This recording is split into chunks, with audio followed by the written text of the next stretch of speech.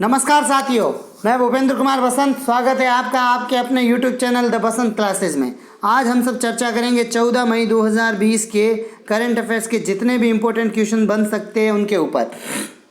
और यदि अभी तक आपने इस चैनल को सब्सक्राइब नहीं किया तो सब्सक्राइब कर ले और बेल आइकन को प्रेस कर ले ताकि आपको सारी नोटिफिकेशन मिलती रहे। और यदि आप इसकी PDF प्राप्त करना चाहते हो करंट अफेयर के प्रश्नों की, तो आप हमारे टेलीग्राम चैनल को सब्सक्राइब कर सकते हैं, वहाँ से इसकी PDF प्राप्त कर सकते हैं। चलिए शुरू करते हैं आज का पहला प्रश्न।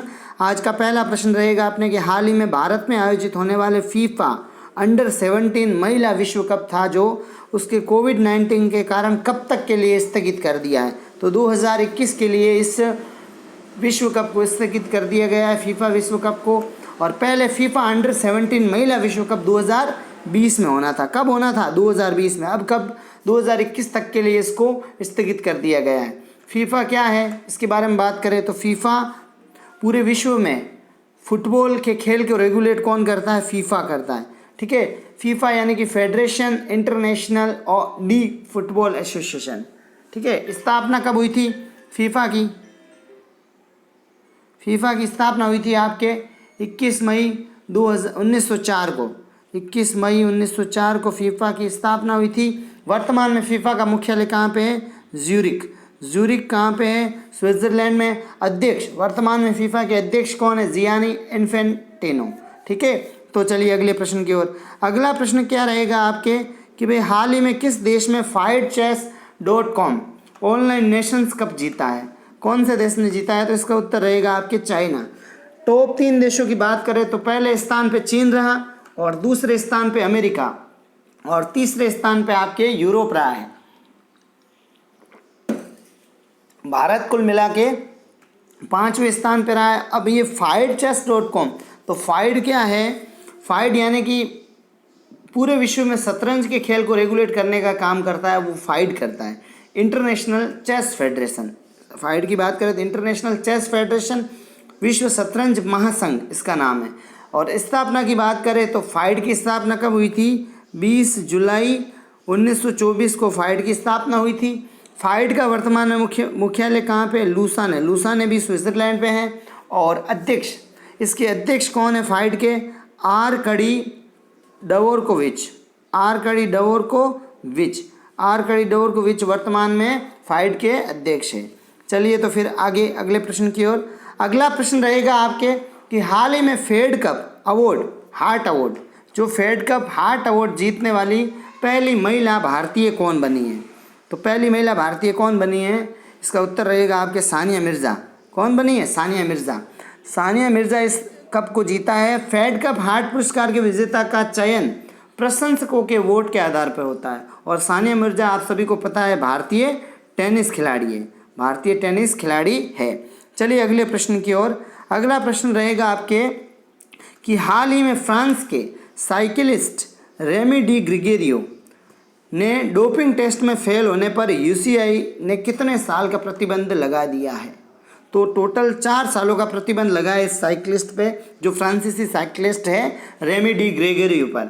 अब बात करें UCI आया है, UCI ने प्रतिबंध लगाया। तो UCI क्या है? UCI यानी कि पूरे विश्व में साइकिलिंग खेल को रेगुलेट करने का काम कौन करता है? UCI।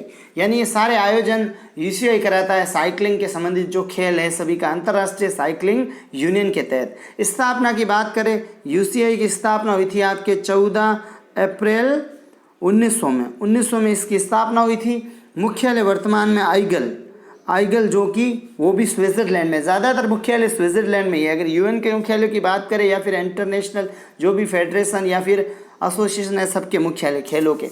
अब बात आइगल यानी स्विट्जरलैंड में है। अध्यक्ष की बात करें तो इसके UCI के अध्यक्ष कौन है वर्तमान में? डेविड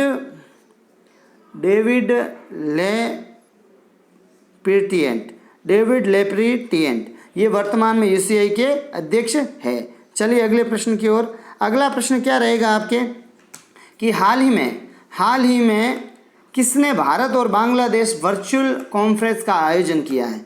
हाल ही में भारत और बांग्लादेश के बीच में जो वर्चुअल कॉन्फ्रेंस हुई है उसका आयोजन किसने किया है? तो इसका उत्तर रहेगा एसोचैम ने इसका आयोजन किया। एसोचैम यानी कि एसोचैम की फुल फॉर्म की बात करें तो ये देखिए, एसोसिएशन सी से chambers and industry and industry of India, ये एसोचैम की फुल फॉर्म है associated chamber of commerce and industry of India, यानी कि भारतीय वाणिज्य एवं उद्योग मंडल।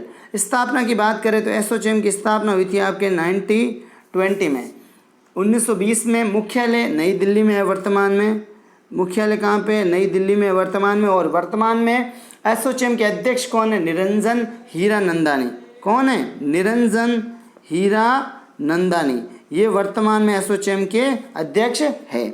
चलिए अगले प्रश्न की ओर। अगला प्रश्न रहेगा आपके कि हाल ही में वर्ष 2020 के लिए मार्क्स वॉलनबर्ग पुरस्कार से किसे सम्मानित किया गया है?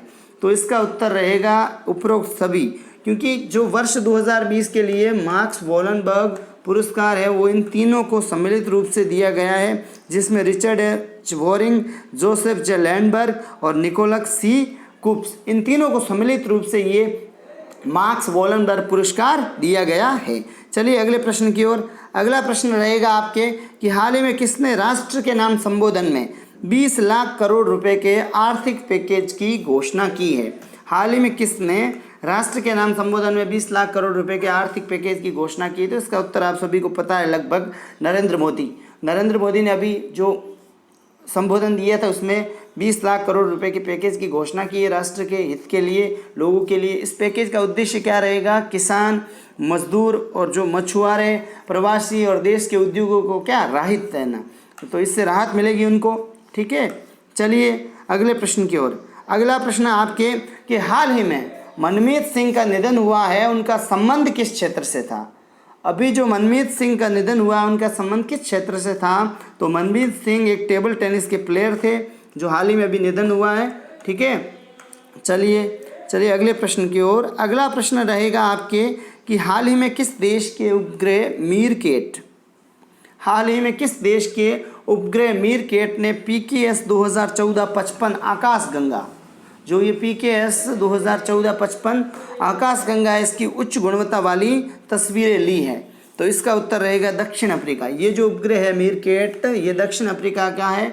अब थोड़ी सी बात करें कि उपग्रह क्या होते हैं। उपग्रह आप सभी को पता है कि ऐसे पिंड जो गुरुत्वाकर्षण की बल के प्रभाव में ग्रह यानी कि प्लेनेट के चारों ओर चक्कर लगाते रहते हैं या फिर परिक्रमा करते रहते हैं, उसे उपग्रह कहते हैं। उपग्रह दो प्रकार के होते हैं, नेचुरल सैटेलाइट्स और आर्टिफिशियल सैटेलाइट्स, या नेचुरल यानी प्राकृतिक उपग्रह और कृत्रिम उपग्रह।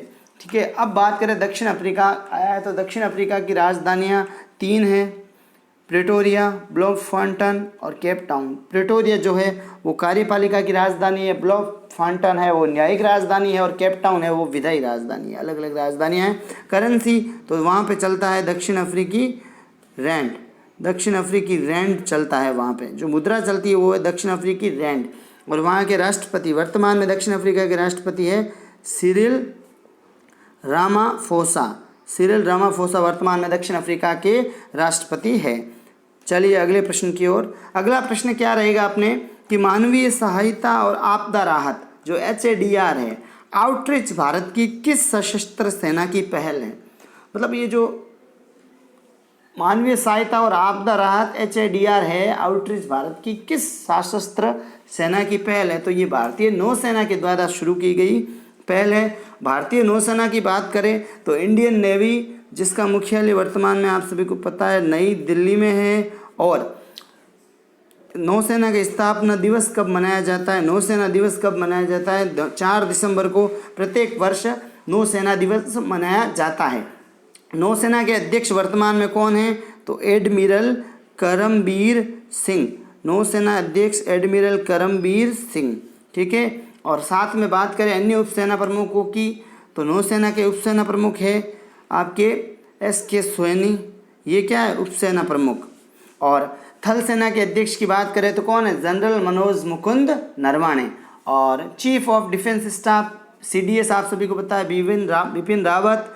और वायुसेना के अध्यक्ष की बात करें तो air chief marshal RKS Bhadauria. चलिए अगले प्रश्न की ओर। अगला प्रश्न क्या है आपके कि हाल ही में किस शहर में प्राणवायु कार्यक्रम शुरू किया गया है? तो इसका उत्तर रहेगा आपके बेंगलुरु में ये कार्यक्रम शुरुआत किया गया है।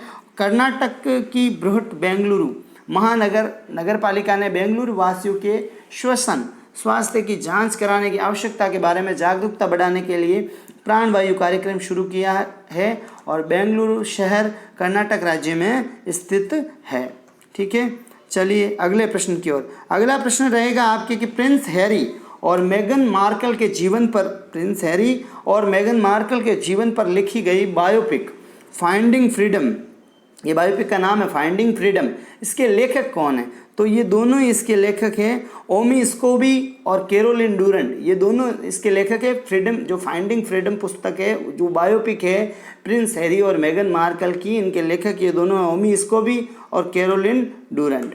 चलिए अगले प्रश्न की ओर। अगला प्रश्न रहेगा आपने कि हाल ही में शफीक अंसारी का निधन हुआ है, उनका संबंध किस क्षेत्र से था? तो जो शफीक अंसारी है वो टीवी कलाकार थे जो हाल ही में अभी निधन हुआ है। ठीक, चलिए आगे अगला प्रश्न रहेगा आपके कि हाल ही में भारत और मध्य एशिया के सर्वश्रेष्ठ हवाई अड्डे का खिताब किसने जीता है? बहुत इंपॉर्टेंट प्रश्न है, ध्यान से देखिए। हाल ही में भारत और मध्य एशिया के सर्वश्रेष्ठ हवाई अड्डे का खिताब किसने जीता है? जो बेंगलुरु हवाई अड्डा है उसको ये पुरस्कार दिया गया है। अब बात करते हैं, ये आज के तो अपने प्रश्न सारे इंपॉर्टेंट पूरे हो गए, सारे के सारे इंपॉर्टेंट क्वेश्चंस थे। अब देखिए आगे की ओर। हमेशा एक मैं प्रश्न लास्ट में आपसे पूछता हूँ, उसका उत्तर आपको कमेंट बॉक्स में देने के लिए कहता हूँ। तो कल का आपने प्रश्न क्या था? तो कल मैंने आपसे ये प्रश्न पूछा था कि हाल ही में किसने आरोग्य संजीवनी हेल्थ इंश्योरेंस पॉलिसी शुरू की है? तो इसका उत्तर रहेगा आपके SBI general insurance. SBI general insurance ने ये पॉलिसी शुरू की है। बात करें SBI जनरल इंश्योरेंस की, तो इसकी स्थापना आपके 2009 में हुई है और वर्तमान में इसका मुख्यालय कहाँ पे? मुंबई में। और अध्यक्ष वर्तमान में SBI जनरल इंश्योरेंस के अध्यक्ष कौन है? पूषण महापात्रा वर्तमान में SBI जनरल इंश्योरेंस के अध्यक्ष है। अब बात करें SBI की, SBI है तो SBI की बात करें। SBI state bank of India, भारतीय स्टेट बैंक की स्थापना कब हुई थी? 1 जुलाई 1955 को भारतीय स्टेट बैंक की स्थापना हुई थी। वर्तमान में इसका मुख्यालय कहाँ पे है? मुंबई में वर्तमान में इसका मुख्यालय है। और पुराना नाम क्या था इसका? पुराना नाम था Imperial Bank of India. SBI का पुराना नाम क्या था? Imperial Bank of India. और SBI की टैगलाइन क्या है? The banker to every Indian. वर्तमान में SBI के अध्यक्ष कौन है? SBI के अध्यक्ष है रजनीश कुमार वर्तमान में SBI के अध्यक्ष है। और आज का आपके प्रश्न है ये, जिसका उत्तर आप सभी को कमेंट बॉक्स में देना है और साथ साथ में ये भी बताना है कि वीडियो आपको कैसा लगा। तो देखिए क्या प्रश्न है कि हाल ही में किस भारतीय पैरा एथलीट ने संन्यास की घोषणा की है? बजरंग पूनिया, दीपा मलिक, संदीप चौधरी, देविका मलिक, इसमें से आपको उत्तर बताना है। ये तो आपका आज का वीडियो था और आपको लाइक और शेयर करना है ज़रूर। और अभी तक आपने चैनल को सब्सक्राइब नहीं किया, यदि आप चैनल पर नए हैं तो आप चैनल को सब्सक्राइब करें, बेल आइकन को प्रेस करें, हमारे टेलीग्राम चैनल को भी सब्सक्राइब करें ताकि आपको सारी अपडेट्स मिलती रहे और फेसबुक पेज को भी फॉलो कर लें। चलिए धन्यवाद, मिलते हैं कल एक नई क्लास के साथ।